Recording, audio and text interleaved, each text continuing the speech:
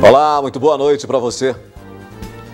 Padre é sequestrado e agredido durante assalto em igreja no distrito de Major Porto. O boletim epidemiológico não registra óbitos por Covid, mas confirma 30 novos casos da doença. No NTV News desta sexta-feira você vai ver também.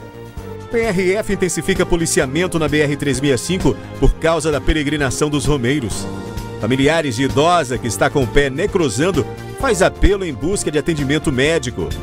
Moradores reclamam da falta de pavimentação em ruas de distrito de Patos de Minas. Friagem impacta nos preços de produtos na Ceasa em Patos de Minas. Câmara aprova projeto que integra órgãos de defesa das mulheres vítimas de violência. Projeto que previa distribuição de absorventes nas escolas em Patos de Minas é rejeitado por inconstitucionalidade.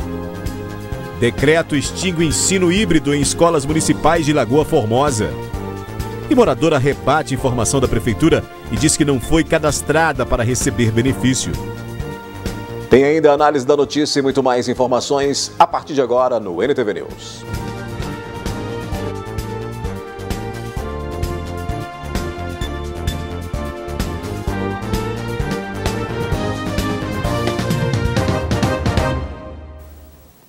Na madrugada desta sexta-feira, uma igreja no distrito de Major Porto foi invadida por bandidos que roubaram dinheiro e veículo. Os criminosos ainda agrediram e sequestraram um padre durante o assalto. O crime aconteceu durante a madrugada. 3 homens armados chegaram a pé, pularam o muro, marcas foram deixadas. Entraram pelos fundos da paróquia Nossa Senhora das Dores, que fica na Avenida José de Souza Rego, no distrito de Major Porto, e foram direto para a casa paroquial. Por volta de 1 hora até 2 horas, eu acordei com um barulho muito grande na cozinha e percebi que era um assalto. Eu dei 2 gritos bem grandes, mas em fração de minutos eu já fui abordado, 3 elementos, né? E eu não pude fazer nada e tudo indica que esses elementos já estavam olhando a paróquia, né, a casa paroquial, há alguns dias, como um deles relatou durante o período que eu fiquei, né, em suas mãos, né? Então eu acredito que foi uma coisa assim bem premeditada. Os criminosos reviraram diversos cômodos da residência, inclusive o quarto onde o padre dormia. Mas quando eles chegaram nesta parte da casa, encontraram um cofre, onde havia grande quantidade em dinheiro. Ainda levaram o telefone do padre. Tudo indica que eles já sabiam que a comunidade tinha algum valor, né, em dinheiro, e apenas o foco deles foi isso. Tanto é verdade que não levou nenhum bem pessoal meu, menos o celular, né, que depois acabou jogando fora, mas assim, o foco deles era realmente, né, o roubo mesmo em dinheiro. Após pegarem o dinheiro, os 3 criminosos fizeram o padre de refém e o levou para o carro que o religioso usava. De lá, saíram em direção a Patos de Minas e deixaram o homem próximo ao aeroporto do município. Após isso, fugiram com o veículo. Depois que efetuou, né, o assalto, eles levaram comigo, eu pedi para não levar, mas eles levaram o banco de trás, né, da caminhonete estrada e acabaram me deixando aí próximo de Patos de Minas. Mas assim, o que eles falaram é mesmo a comemoração, né, de um assalto que foi bem sucedido e que não iria fazer nenhum mal comigo, né, porque eu estou cooperando. Foi mais ou menos isso daí. O padre ficou horas onde foi deixado e só quando amanheceu procurou ajuda. Eu fiquei por ali mesmo e esperando o dia amanhecer, né? Ainda bem que eu estava com um cobertor, com 2 blusas e pude suportar, né, o frio da madrugada, mas só às 6h15 é que eu desci, né, para procurar ajuda e às 6h38 é que eu fiz a ligação para a polícia e também para o pessoal da comunidade. A Polícia Civil e Polícia Militar foram acionadas e seguem tentando localizar e prender os autores do crime. É um grande susto, a gente não esperava, a cidade pequena, pensando que estava em segurança, nós temos que reforçar mais as nossas seguranças. E graças a Deus estou aqui com vida, né? A Operação Romaria da Polícia Rodoviária Federal na BR-365 terá as ações de auxílio e fiscalização intensificadas a partir deste fim de semana, quando começam a aumentar as movimentações da peregrinação ao Santuário de Nossa Senhora da Abadia. Desde o dia 2 de agosto, as delegacias da Polícia Rodoviária Federal de Patos de Minas e Uberlândia deram início aos patrulhamentos na BR-365 relacionados à Operação Romaria 2021.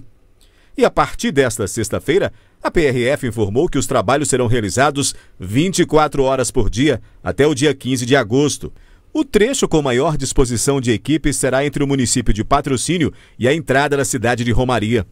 A orientação aos romeiros é para que caminhem pelo lado esquerdo da rodovia e utilizem coletes reflexivos, lanternas ou pisca-pisca para ajudar a aumentar a visibilidade, principalmente no período noturno.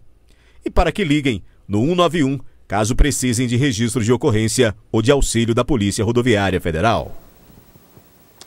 Depois do intervalo aqui no News, familiares de idosa que está com o pé necrosando na UPA faz apelo em busca de atendimento médico. E moradores reclamam da falta de pavimentação em ruas no distrito de Patos de Minas. A gente mostra agora o desespero de familiares de uma idosa de 81 anos que está com um dos pés necrosando e aguarda na UPA por uma vaga no hospital regional. Esta é a mãe da Gislaine, Maria José Ferreira, de 81 anos. No dia 18 de julho, a senhora foi até a UPA para buscar atendimento após ferimento no pé. Deu uma ferida na perna, está só aumentando, né? Tá um buraco enorme, estava no calcanhar, o calcanhar até cicatrizou.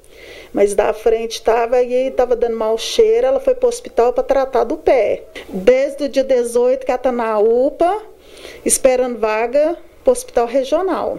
A idosa já teve que amputar uma perna e, devido às novas complicações, pode ser que ela perca a outra. Com o passar dos dias, a senhora, mesmo internada na UPA, começou a ter outros problemas de saúde. Após sentir dores, exames constataram que na vesícula dela há mais de 500 pedras. Agora surge mais uma urgência. A vesícula dela está infeccionada e passa até por risco cirúrgico e está esperando vaga no hospital regional para ela fazer cirurgia. Diz o médico, falou que tem quase 600 pedras na vesícula, que já virou foi um barro, aí ela está tendo muita cólica, muita dor e tem vezes que ela chora de dor. Só porque remédio nenhum não está fazendo efeito. Sem saber mais o que fazer e com medo de perder a mãe, Gislaine pede ajuda. O problema mais agora é a vesícula e esses problemas de saúde que ela está tendo. A glicose está subindo muito, acho que estava em 83. Uma vaga no hospital regional mais urgente por causa do problema que ela está. Que agora parece que atacou também o pulmão, né? Ela está com cisto também. E é onde que a gente tem medo dela pegar uma bactéria. Ela está precisando dessa vaga mais urgente, porque na UPA tem os remédios, mas não tem uns remédios fortes, né? Os remédios lá é mais fraco e ela está sentindo muita dor. Tem hora que ela chora de dor. E para nós que é filha é muito triste, né? Ver uma mãe chorar, sofrer, e a gente não pode fazer nada. Em nota, a Prefeitura afirmou que a paciente está cadastrada e que aguarda transferência, mas que o município já fez o que está dentro de sua competência. O texto da nota diz também que, desde o primeiro dia de internação, a idosa foi cadastrada no SUS Fácil. Contudo, a vaga tem sido sucessivamente negada devido à falta de leitos nos serviços de referência. Mas que a direção clínica da UPA tem solicitado urgência nesse tratamento e também na transferência. Vai até 23 de setembro o prazo de adesão ao programa Refis Mineiro para débitos registrados até o ano de 2020. Dívidas relacionadas ao IPVA e taxas estaduais podem ser pagas com desconto de até 100% em juros e multas.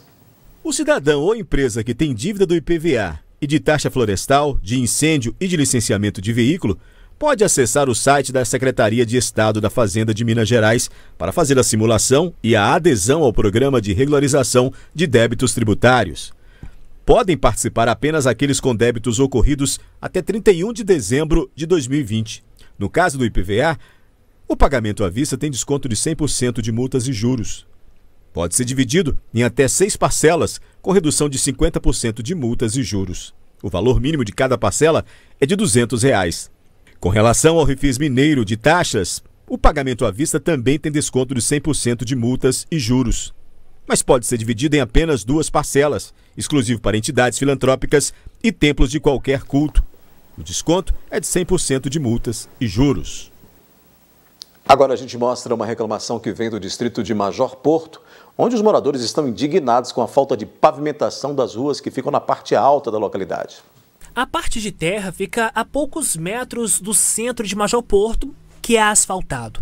Pertencente ao distrito, moradores da rua Jacob Benfica enfrentam dificuldades provocadas pela terra da via. Dona Aparecida sofre com problemas respiratórios. Com a poeira, diariamente, o quadro dela piora.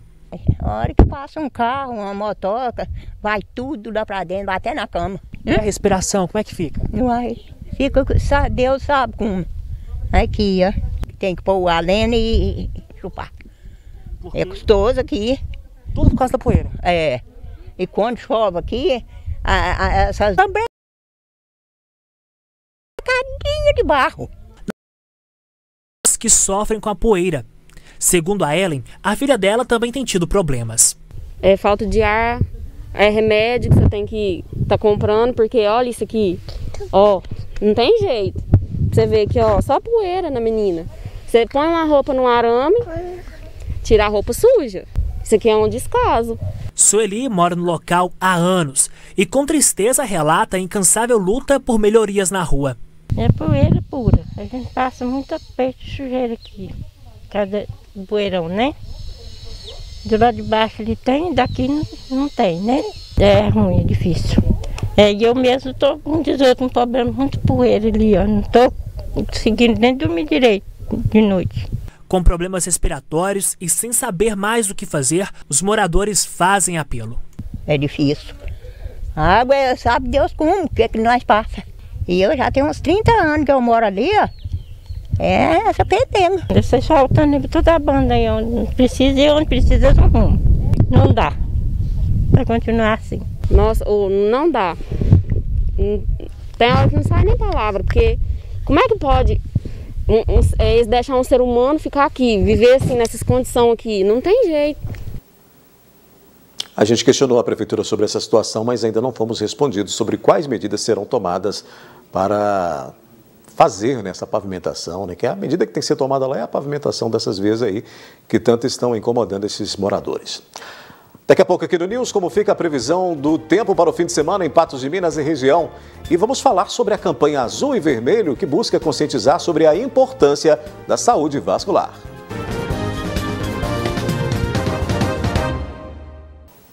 Foi lançada esta semana a campanha Azul e Vermelho, que busca conscientizar sobre a importância dos cuidados preventivos com a saúde vascular. Sobre esse assunto eu converso ao vivo com o Dr. Bruno Naves, que é presidente da Sociedade Brasileira de Angiologia e de Cirurgia Vascular. Boa noite, doutor. Boa noite, obrigado pelo convite. Fico muito feliz de poder participar novamente, estar aí em Patos de Minas. Estou aqui com a camiseta da campanha. Doutor, a escolha do mês de agosto é também por causa aí do Dia do Cirurgião Vascular, que é comemorado no dia 15? Exatamente, dia 15 a gente comemora o nosso dia. A gente fizemos o mês inteiro, agosto azul e vermelho, que é um mês que visa, sobretudo, colocar informações de qualidade para que as pessoas não possam chegar, igual a gente viu agora mesmo aí, na reportagem que você mostrou, num quadro mais avançado de um problema vascular. Quer dizer, existem muitas causas preveníveis que a gente pode pegar com antecedência para evitar um quadro mais desagradável. Pois é, doutor, quando a gente pensa em doença vascular, né, ou doenças vasculares, logo a gente lembra do AVC, né, o acidente vascular cerebral. Mas existem, evidentemente, outras enfermidades ligadas a este tema, né?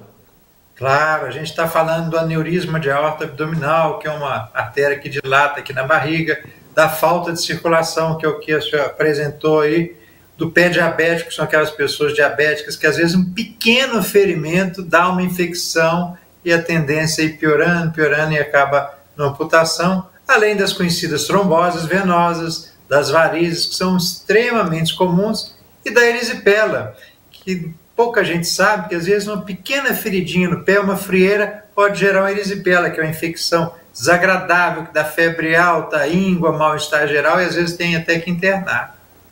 E aí a ideia principal, né, da campanha é incentivar sempre aí a prevenção, né, doutor? O jargão da campanha é valorize a vida, cuide da sua saúde vascular. Saúde é uma questão de atitude. Doença não pede licença, ela vai chegando. Saúde não. É você fazer uma atividade física regular, manter um peso equilibrado, uma alimentação com pouco sal, pouco açúcar, pouca gordura de origem animal, ter um sono reparador, lidar bem com estresse. Dá trabalho? Dá, mas vale a pena. Doutor, quais são as recomendações mais importantes, então, aí para quem está em casa? Porque eu já imagino que a atividade física está relacionada, mas o que mais? Parar de fumar é a primeira recomendação. O cigarro é inimigo da circulação. Evitar longos períodos parado na mesma posição, porque a imobilização prolongada pode dar trombose. Atividade física regular e com especial atenção à musculatura da panturrilha, a batata da perna, que tem que ser forte. Alimentação, verdura, legumes, frutas, evitar gordura de origem animal. E não falar mal da vida de ninguém, porque isso também faz muito mal. Doutor, parabéns pela iniciativa. Afinal de contas, a gente sabe, né, da importância dessas iniciativas, dessas campanhas que levam informação, né, para poder as pessoas se cuidarem mais. E nesse caso aí, é de extrema importância e vai ajudar certamente a salvar muitas vidas, viu? Eu não tenho dúvida nenhuma. E parabéns pelo seu estúdio todo azul aí, que já está fazendo parte da campanha. Muito obrigado, viu, doutor? Porta aberta sempre para vir falar de saúde aqui com a gente. Muito obrigado, eu agradeço muito essa possibilidade de compartilhar informações de qualidade. Boa noite, muito obrigado. Um abraço a todo mundo, de todos os cidadãos de Patos de Minas e região. Obrigado, doutor Bruno. A gente segue aqui com a NTV News, muda de assunto porque a friagem mais intensa tem impactado também nos preços dos alimentos. Essa semana teve produto que aumentou o dobro do valor que antes era comercializado. Após a geada, a consequência. Nas compras durante a Ceasa, os reflexos do tempo frio, preços lá em cima. Vicente é feirante e, segundo ele, alguns produtos tiveram reajuste de quase 2 vezes mais do que na última compra. Para as verduras, né, porque vender na feira lá, né, tomate, cará, couve-flor, essas coisas assim, né. O preço está bem alto, viu? O preço está bem... tudo dobrou o preço, hein? Otávio é produtor rural, sempre vem à Ceasa. Desta vez, aqueles ajustes que eram dados na hora de passar o produto aos clientes, estes terão que ser revistos. Os preços são bem mais altos, devido ao clima, né, que teve mais frio, então deu muita perca, né? Aí a gente diminuiu a produção, aí o preço já subiu mais. Quiabo, jiló, pepino, teve uma alta bem maior, abobrinha. Essas coisas que os outros mais de ramo produzem mais por cima da terra, sabe? Todos os reajustes têm justificativas. Por exemplo, antes da geada, o repolho custava R$ 25,00 a caixa, agora R$ 50,00. O tomate antes, R$ 30,00, agora custa R$ 80,00 a caixa. O cará, R$ 30,00 antes da geada, agora R$ 50,00 a caixa. O inhame custava R$ 40,00, agora R$ 70,00. A gente já havia um déficit muito grande de produção, por conta o clima estava bem complicado, por conta dessas altas de insumos, a gente estava tentando evitar gastar menos os insumos, e a gente já estava produzindo bem pouco. Então o que acontece? Depois da geada, a geada afetou nossa região lá bastante, afetou na faixa de uns 70% a 80% das lavouras. Consequentemente, com essa perca enorme, a gente não dá conta de atender os clientes, não dá conta de atender a Ceasa, e com isso teve mais procura de fora, né? O pessoal de fora também aconteceu o mesmo caso, de cair as geadas, de não dar conta de produzir, vieram buscar aqui com a gente, só que a gente não tem. O reajuste também deve-se à falta de produtos. Por exemplo, compradores de São Paulo estão vindo à região para comprar batata doce. Ainda, jiló e abobrinha ultrapassaram o valor de R$ 100,00 devido à falta do produto. Essa batata doce o pessoal lá de São Paulo está buscando e já estamos procurando repolho, mas a região nossa não está dando conta de atender nem a nossa região. A Ceasa, a nossa região, na produção de São João de Serra Negra, a gente produz bastante para Uberlândia e para Patos, a Ceasa. a gente não está dando conta das encomendas. Por isso os preços estão lá em cima. Hoje uma caixa de jiló aqui foi R$150, uma caixa de abobrinha 200, uma caixa de quiabo 200, 220. Então o que acontece? São umas coisas assim que a gente nunca pensou que ia ver um preço desse. Porém, enquanto está ruim para alguns, para outros, por mais que com queda de 20%, comemoram a produção e saída dos produtos, como a Beatriz, que produz e vende melancias. Sempre tem uma queda, o frio demora, né? Essa tem o crescimento, atrasa um pouco.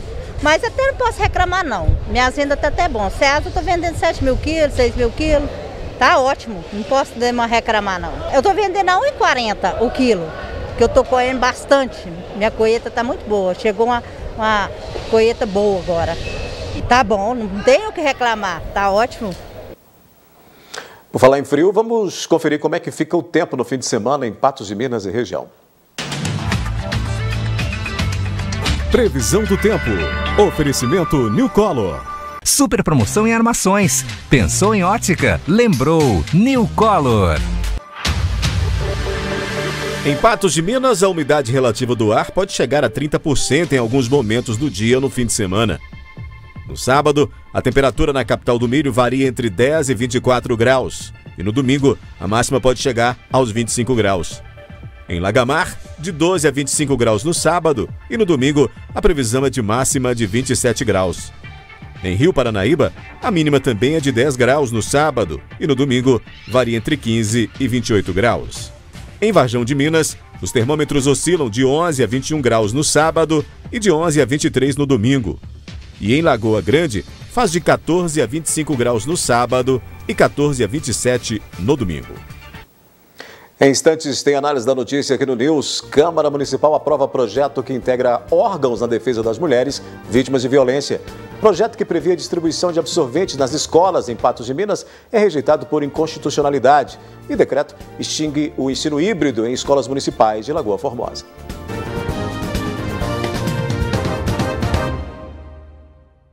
Na reunião da Câmara Municipal de Patos de Minas desta quinta-feira, um projeto de lei voltado à proteção da mulher contra a violência foi votado e aprovado.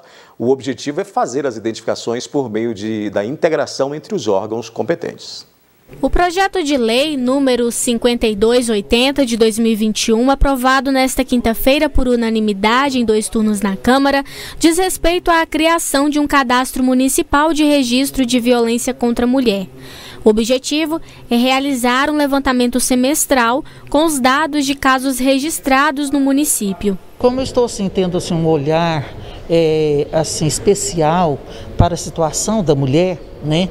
Eu percebi que não há esse cadastro, não há esse levantamento e muito menos a divulgação para a sociedade, para que ela tome conhecimento, né? E automaticamente investimento em política pública voltada para esse fim. Então, quando eu observei isso e a gente percebe que a violência contra a mulher, infelizmente, nesse período de pandemia ainda cresceu mais, e que a sociedade não fique sabendo realmente do número exato e o que está acontecendo, foi pensando nisso aí que eu pensei nesse projeto de lei, tá? Para que ele seja, para que haja esse levantamento, tá? A cada 6 meses, né? E que divulgue, que mostre à população realmente o que está acontecendo, quantos os casos, se é mais de agressão física e assim por diante, né? Então o objetivo do projeto é esse. A ideia é também integrar os órgãos competentes para que sejam elaboradas políticas públicas a partir desses dados que visem reverter a situação e apoiar mais mulheres vítimas de violência em Patos de Minas. O intuito também é que haja uma integração, tá, entre as partes do poder público, tá? Polícia Militar, Polícia Civil, Delegacia da Mulher, tá? O Centro de Referência da Mulher, para que eles se comuniquem. As pessoas que procuram o Centro de Referência da Mulher, as mulheres que lá procuram, tá? Então tem também esse conhecimento. Mas muitas vezes, nem todas as mulheres que são agredidas não procuram o Centro de Referência da Mulher, né? Então, isso é preciso que aconteça, tá? Até porque se a população tiver conhecimento disso aí, a população fica mais alerta, né? E cada uma pode se ajudar mais, né? A própria sociedade pode ajudar a inibir esses casos. Assunto que a gente abre a análise da notícia de hoje. Aqui do meu lado, dividindo a bancada do News comigo nessa noite de sexta-feira, jornalista Ayandra Faria, para a gente tratar desse e de outros casos, assuntos, fatos que o jornalismo da NTV cobre. Tudo bem, Ayandra? Boa noite. Boa noite, Odair. Tudo bem, e você? Tudo bem. Vamos lá, então, falar desse assunto? Vamos sim. Nós temos aí, Odair, a única vereadora mulher presente na Câmara Municipal de Patos de Minas, trazendo esse assunto importante a ser discutido e colocado no plenário da Câmara. E justamente no dia que completa 15 anos da Lei Maria da Penha, você traz esse assunto aqui no NTV News, e isso é muito importante, porque como a própria vereadora disse aí, nós sabemos que a violência é uma realidade, ela existe aqui em Patos de Minas, já mostramos aqui casos de tentativa e de feminicídio consumados no município, mas o que isso representa de verdade? Qual é o número, qual é essa estatística, o que fazer para que isso mude? Por isso é importante trazer todos os órgãos a se juntarem e lutarem a respeito disso. Inclusive, eu trouxe aqui alguns dados. Segundo a Polícia Civil de Minas Gerais, houve uma queda de 7,2% nas vítimas de feminicídios consumados e tentativas em relação ao primeiro semestre desse ano com o ano passado. E isso é justamente uma soma de esforço desses órgãos, de projetos a nível municipal, estadual e federal, para que isso aconteça e essa redução aconteça. Mas é importante a gente lembrar que os crimes ainda estão acontecendo, ainda acontecem, e a gente tem que voltar sim os olhos para essa situação.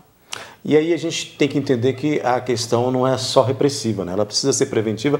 E quando você tem um mecanismo para poder fortalecer esse trabalho policial, esse trabalho de prevenção, que é social também, é de uma importância muito grande, né? No momento que a gente vivencia aí um aumento grande dos números de casos de violência contra a mulher, você citou aí, a criação de mecanismos ela é necessária o tempo todo, né? É necessária e traz também um aparato, né, para que esses órgãos possam trabalhar também em outras faces aí em relação a situação como essa, crime de feminicídio, que não seja somente na área da segurança, mas também trabalhar ali de outras formas, como você disse, em escolas, né, pode ser implementado isso como educação para que esses futuros jovens não se envolvam em situações como essa.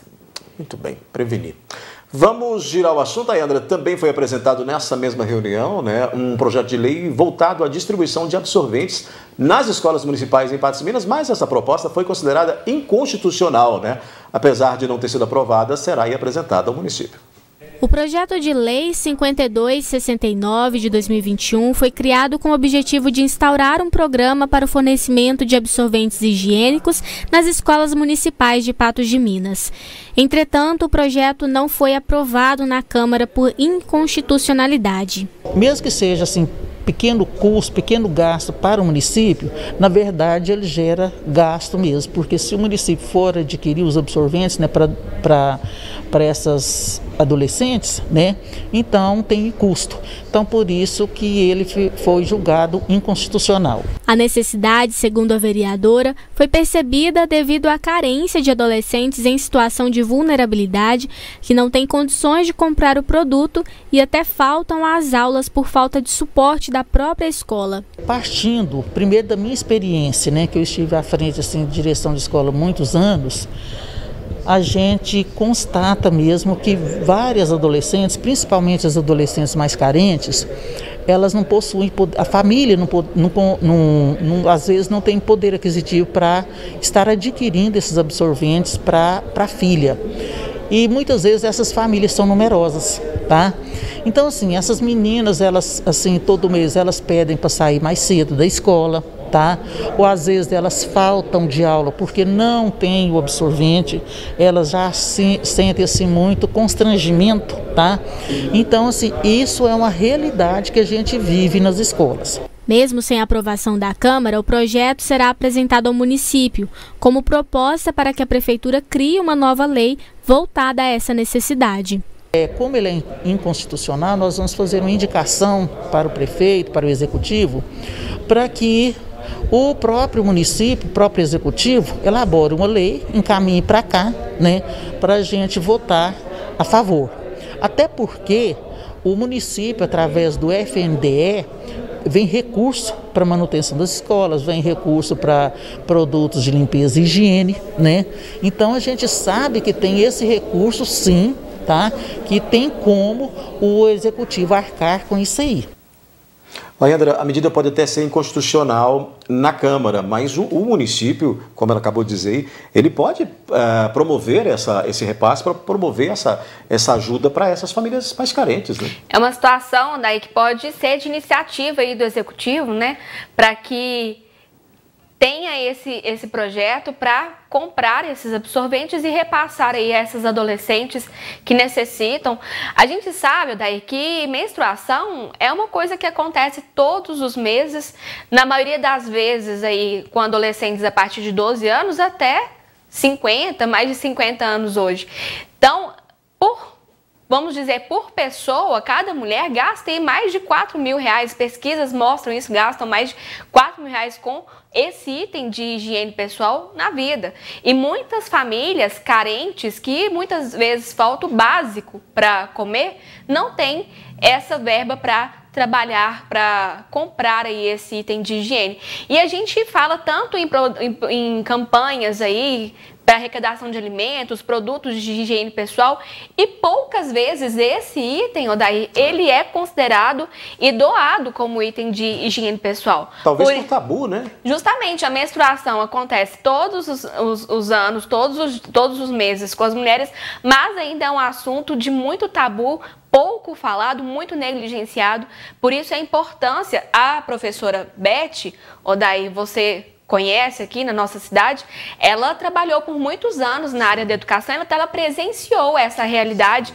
Inclusive há pesquisas aí, uma antropóloga da Universidade Federal do Rio de Janeiro, a Miriam Gutenberg, tem uma pesquisa dizendo que na vida, 1 em 4 adolescentes já faltou à aula por não ter esse item de higiene. E eu lembro muito bem, Odair, quando adolescente, na minha época ali, na fase do início, né, dessa menarca, da primeira menstruação, muitas vezes acontecia, né, de sujar a roupa, às vezes porque a pessoa não tinha absorvente ou porque não sabia como lidar com essa situação, justamente porque falta esse tipo de ensino nas escolas. E aí as crianças, os adolescentes ali faziam bullying com esse tipo de situação, que é uma coisa tão natural, né? E aí por medo já desse tipo de acontecimento, as adolescentes acabam faltando à aula, perdem muito com a educação por conta desse tipo de situação, que pode ser resolvida com ações aí do poder público. Inclusive, nós vimos recentemente aqui em Patos de Minas uma campanha encabeçada aí por adolescentes que fizeram arrecadação desses absorventes e doaram a adolescentes aqui da cidade, que na época teve apoio também do município, do governo de Minas Gerais, e que isso se torna então uma praxe para que essa campanha aconteça também por parte do Poder Executivo, que esses absorventes possam chegar até essas adolescentes, já que na Câmara essa lei foi considerada inconstitucional. E aí essa medida ela poderia vir, e ela deve vir, se for realmente implantada, com informação, né, Leandro? Com uma campanha de informação para essas adolescentes, para as pessoas mais carentes, porque a informação, ela está aí, ela está na internet, ela está aí, mas dependendo da comunidade, dependendo da maneira como a pessoa vive ou convive, ela acaba não tendo acesso, também por tabu, ela acaba também não acessando essa informação ali por vergonha. E uma campanha como essa, na distribuição do absorvente, ela vem com a força, né, da doação, juntamente aí com a educação. E isso é necessário cada vez mais. Muito bem, vamos mudar de assunto, Ayandra. A Prefeitura de Lagoa Formosa publicou um decreto extinguindo a modalidade de estudo híbrido nas escolas municipais. O documento que está aí na tela diz, no entanto, que mesmo ocorrendo em torno das aulas presenciais, o município continuará ofertando o ensino remoto para aquelas famílias que optarem pelo não retorno dos filhos. Um termo de responsabilidade, diz aí o decreto, deverá ser assinado pelos pais. A medida passa a valer a partir da próxima segunda-feira em Lagoa Formosa, Ayandra. Pois é, Odair, nós já estamos aí há mais de 1 ano e meio com essas crianças, adolescentes vivendo um déficit de aprendizagem realmente por conta da pandemia da Covid-19. O que a gente viu por muito tempo é que não houve nenhum tipo de ensino, nem presencial, nem híbrido, nem remoto. Quando se voltou então à educação, às aulas, esse primeiro momento foi de forma remota, só que esse tipo de modelo de educação não está sendo suficiente, passou-se para o híbrido, mas aí levam várias situações e com vários questionamentos. Se a preocupação das autoridades e das famílias é para que não haja o contato com outras pessoas ali, estudantes, professores, funcionários da escola, por conta da disseminação da Covid-19, o modelo híbrido, que vai semana sim, semana não, dia sim, dia não para a escola, essa criança, ele não é eficaz. A criança vai continuar tendo contato, por mais que sejam estabelecidos aí várias medidas de segurança, vários protocolos, a gente sabe que vai acontecer esse contato e aí poderia culminar, como a gente já viu em algumas escolas aqui da cidade e de Lagoa Formosa, como lá em Monjolinho, distrito do município, crianças ali contaminadas com a Covid-19. Mas o que a gente tem visto hoje é que existem 3 modelos de educação, que é o presencial, o híbrido e o remoto. E aí o que custa para o município em situação de organização, planejamento, trabalhar com esses 3 tipos de modalidade? É bastante difícil lidar com todas essas situações aí. Então, o prefeito Didi extingue esse modelo híbrido, mas mantém o modelo presencial e também o remoto. E aí, cabe a cada família, Odair, pelo que a gente viu aí no decreto, decidir se a criança vai ter acesso regularmente à escola de forma presencial ou se ela vai continuar recebendo os materiais de casa. E ele põe aí no decreto também, Odair, várias possibilidades, inclusive com remanejamento de alunos para outras escolas, se necessário for, para que não aconteça essa aglomeração e para que todos os alunos possam ser atendidos. O que a gente não vê aqui em Patos, por enquanto, continuando aí o modelo híbrido. As aulas devem retornar aí na próxima semana, continuando então o modelo híbrido aqui no município. O Estado já voltou, né? O Estado, a escola municipal, o Estado já voltou essa semana e nesse mesmo formato de modelo híbrido também. Mas, pelo que a gente tem visto, infelizmente, não tem sido suficiente, principalmente para os anos iniciais, para que essa alfabetização, esse ensino seja eficaz. E a gente vai ver esse reflexo daí daqui a muitos anos, né? Quando forem feitos os próximos censos para verificar de que forma foi o ensino dessas crianças, é que a gente vai ver o que é essa realidade. Porque tem todo um processo, né, Andra, de você começar a ter o primeiro contato com tudo, com a escrita, tem toda a coisa lúdica, pedagógica, para chegar ao aprendizado. E quando você pula essas etapas por estar afastado, remoto, né, sem a presença do educador ali do lado da criança, isso vai impactar. E por mais que os pais se esforcem daí, nós não somos pedagogos, não estudamos para isso. A gente tem ali, lógico, e é nossa função como pais também, levar esse ensino para essas crianças, mas os professores estudaram a forma como levar essa educação, de que forma iniciar esse processo. E uma outra situação também, que as crianças, principalmente essas dos ensinos iniciais, perdem muito, é a questão mesmo da convivência. Sim. Porque um aprendendo ajuda o outro também a aprender. E isso é importante. No desenvolvimento dessa criança, né? Vamos fazer uma parada rápida aqui, Ayandra. A seguir, a gente volta com mais análise da notícia. O boletim epidemiológico não registrou óbitos por Covid hoje, mas confirmou 30 novos casos da doença. E moradora rebate a informação da prefeitura e diz que não foi cadastrada para receber benefício. A gente continua aqui com a análise da notícia, continua aqui com a Ayandra Faria para a gente analisar agora os números da Covid-19 em Patos de Minas. Na tela ali, Ayandra, a gente já tem o comparativo dos boletins, né? Os números de casos de ontem para hoje, que a gente continua ali sem óbitos registrados, né? Mantendo em 515. Pois é, nós temos então 515 óbitos divulgados pelo boletim epidemiológico do município, Odair, mas segundo o estado, quando se refere aos dados do município de Patos de Minas, são 522 óbitos, viu? Então uma diferença muito grande e a gente tem acompanhado aí nos últimos dias, na última semana, que todos os dias o boletim estadual referente a Patos de Minas traz número maior de mortes do que o do município. E aí é aquilo que tem se falado aqui durante toda a semana, leva a essa dúvida sobre onde confiar, em que se basear, porque esses números servem como parâmetro para nossas atitudes. Embora a gente saiba que temos que ter todos os cuidados necessários aí para evitar a contaminação da Covid-19, quando a gente se depara com números como esse, eles servem sim de inspiração para que a gente fique em casa e tome os cuidados necessários. Vamos acompanhar aí novamente os números também, Odair? Nós temos mais 30 novos casos, né, de Covid-19 em relação ao boletim de ontem, totalizando 16.716 casos confirmados. O percentual de cura voltou a ultrapassar 94%, então 94,13% de percentual de cura em relação à doença aqui no município. Daí a gente tem ali nos recuperandos em casa 453 ontem, 427 hoje. Reduziu, mas ainda é alto, né, Ayandra? É alto, e quando a gente fala sobre essa questão do vírus ativo, isso leva a gente a uma preocupação maior ainda.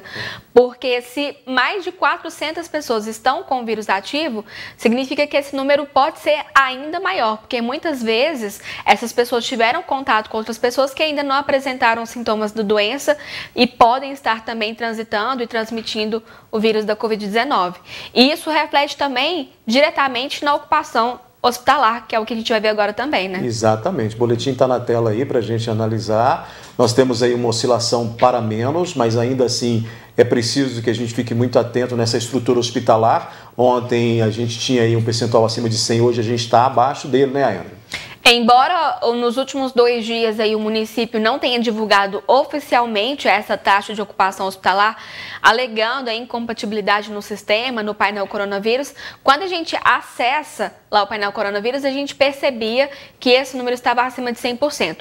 Hoje, em relação aos hospitais públicos e privados, na soma dos dois, esse número está abaixo de 100%, mas ainda com sinal de alerta e preocupação quando a gente fala aí de leitos clínicos. Temos 82,22% de ocupação de leitos clínicos e 40,82% de ocupação de leitos de UTI. Quando a gente fala somente de ocupação pública, esse número ainda está melhor, mas mesmo assim gera a nossa precaução e preocupação. Muito bem. A gente continua falando aqui sobre saúde, sobre cuidados, a gente sai um pouquinho da pandemia e vamos para um assunto relacionado. Nós mostramos recentemente aqui no NTV News, Ayandra, o apelo da Clécia Ferreira, que é moradora do bairro Vila Rosa e que está doente, mas também desempregada e precisa de ajuda para conseguir custear os medicamentos e a sua alimentação. A prefeitura chegou a informar que ela foi cadastrada no CRAS para receber um benefício, mas essa semana a mulher apresentou uma outra versão. Conforme mostramos na NTV, a Clécia Ferreira de Castro descobriu há 2 anos ser portadora de uma doença conhecida como fogo selvagem, que atinge a pele, causando bolhas e feridas. O tratamento exige uma série de medicamentos que nem sempre ela consegue pela rede pública. Alguns custam em torno de R$300. Além disso, Clécia, por estar desempregada, está com os talões de água e energia atrasados e sem condições de pagar. Ela procurou a assistência social por meio do centro de referência do bairro onde mora por 2 vezes, com o objetivo de conseguir um benefício, mas não havia conseguido retorno até então. Nós entramos em contato com a Prefeitura de Patos de Minas para verificar a situação. Em nota, tivemos o seguinte retorno: o cadastro de Clécia para recebimento do benefício foi realizado. Não há data definida para o pagamento, mas o benefício será liberado em breve. Entretanto, em nova conversa com a Clécia, a informação foi outra. Não tive retorno nenhum ainda, de nada. Não tem cadastro na prefeitura aqui de Patos. Eu não tenho cadastro nenhum, ninguém me deu resposta de nada ainda. A mulher também retornou no posto de saúde, onde faz acompanhamento médico, e a nova receita traz mais remédios, que ela, mais uma vez, terá que arcar sozinha. Novamente, ela pede ajuda. A quantidade? Aumentou a quantidade, lastrou para o corpo inteiro e agora já lastrou em outras partes. Aí hoje eu não aguentei drenar, porque dói muito. 3 caixas que eu tenho que tomar e eu não sei os valores ainda, porque eu não apreciei. A receita tá ali, agora os outros, que é caro, eu não consegui uma cartelinha só. Que a pessoa que quiser me ajudar nos talão, nos exames e nos remédios, pode vir aqui e ver que eu tenho as provas todinha aqui comigo. Pois é, nós entramos em contato novamente com a Prefeitura de Patos de Minas para saber o que teria ocorrido. Mas até o fechamento dessa edição nós não obtivemos resposta. Se você puder ajudar a Clécia e quiser ajudar, o telefone dela é o 34 99866 4897. Eu vou repetir, 99866 4897. Ou ainda você pode se dirigir até a sua residência na Rua Carmo do Paranaíba, 1664, no bairro Vila Rosa. Olha, André, aí nós temos uma situação muito complicada, né? Nós temos um problema social, nós temos um problema de alguém que está aí doente e desempregado. Nós convivemos nesse momento com um número de desempregados muito grande em todo o país. Minas Gerais não é diferente, Patos de Minas não é diferente, apesar do agronegócio dar um alento para a nossa economia, ainda assim tem muita gente desempregada. É o caso da Clécia, e que ela está à procura desse benefício justamente por ter uma doença como é fogo selvagem. Quem não conhece, pesquisa aí que vai entender que realmente é um negócio que não é fácil, até para ela trabalhar, inclusive, para essa convivência com o trabalho. Mas aí a Prefeitura, de um lado, diz que o benefício estaria sendo encaminhado, ela esteve no órgão e se deparou com a informação, acabou de dizer aí, que tem uma dificuldade porque lá não tem esse encaminhamento, não tem esse credenciamento dela lá. A situação dela fica complicada e coloca, inclusive, a Prefeitura em xeque quando nos informa que isso estaria sendo encaminhado, né? Pois é, nós temos aí 3 situações a serem avaliadas. A primeira dela é que a dona Clécia precisa de ajuda. Então, reforçando aí o que o próprio Odair disse, se você tem condições de ajudar ela, procure aqui a nossa redação, porque você vai ser encaminhado a ela e ela precisa dessa ajuda. Primeiro, porque ela não consegue emprego. Segundo, porque ela não consegue trabalhar por conta da doença. E aí a gente tem essa outra situação, que inclusive foi realizada uma conferência essa semana que tratou sobre essas questões sociais, e aí a informação que foi dada durante essa conferência é que aumentou, principalmente devido à pandemia, a quantidade de famílias em extrema pobreza aqui no município e que precisam de ajuda tanto da população quanto dos órgãos públicos. E é o que a gente tem visto aí. Mas aí, Odair, tem uma questão. É informado para a população que em casos como esse, que a gente acompanha da dona Clécia, ela deve procurar aí o seu centro de referência, como o CRAS, o CREAS, para dar andamento e conseguir algum benefício, alguma ajuda, algum auxílio. Ela fez a parte dela. Pelo que a gente acompanhou aqui, nós pudemos ver aí com a dona Clécia, a parte dela foi feita. Mas o município, não sabemos por quê, diz que está encaminhando o caso dela, mas essa informação não vai de encontro ao que a dona Clécia tem acompanhado e buscado como solução para o seu problema. E quando nós questionamos novamente a prefeitura, peraí, nós recebemos essa situação aqui, não bate com o que vocês dizem. Então, o que está acontecendo? Qual que é a verdade da informação? Quando há esse questionamento, nós não somos respondidos.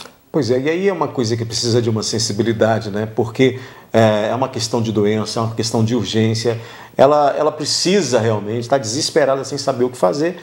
E o que não precisa ter neste momento é dificuldade. Dificuldade. E dificuldade de solucionar um problema que, através de uma conversa, de informação que muitas vezes é prestada aqui por nós, pela NTV, que pode ser resolvida. Agora, é uma situação complicada, porque muitas vezes essas famílias estão abaladas psicologicamente, fisicamente, como no caso dela que tem essa doença, e tem que ficar atrás de uma solução que diz estar sendo encaminhada, mas essa não é a realidade encontrada. Pois é, as pessoas acabam mendigando atrás de um sistema que se torna cada vez mais burocrático, quando não deveria usar de burocracia numa situação como essa. É isso aí. A Yandra, finalizando aqui a nossa análise, obrigado por você ter vindo nessa sexta-feira, trazer a Yandra aqui não é fácil não, para quem tem em casa entender, né? Mãe, esposa, trabalhou o dia inteiro, obrigado, viu? Obrigada a você pela oportunidade, conte sempre comigo para tentar trazer mais informações, somar aqui a bancada do NTV News, e obrigada pela sua companhia em casa. Obrigado a você também aí. Amanhã a gente se encontra. Amanhã é sábado. A gente se encontra aqui às 19 horas. Boa noite e até lá.